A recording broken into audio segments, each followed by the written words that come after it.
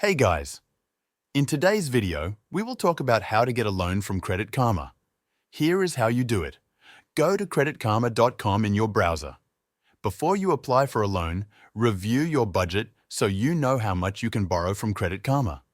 Then, review your credit scores, history and reports because lenders often use credit scores and history to decide if they should accept your loan request. After checking your credit, do a pre-qualification. Credit Karma will assess your information and give you a loan offer that suits you. Using the navigation bar at the top of the homepage, go through the different loan types and analyze them. Once you decide which loan type you want to apply for, tap it and log into your Credit Karma account. You will be redirected to another page with different loan offers.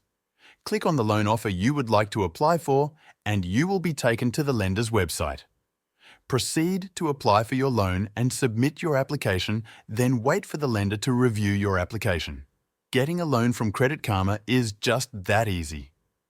Always remember to read the terms and conditions carefully before you accept any loan offer, so you fully understand the interest rates, repayment schedule, and any additional fees.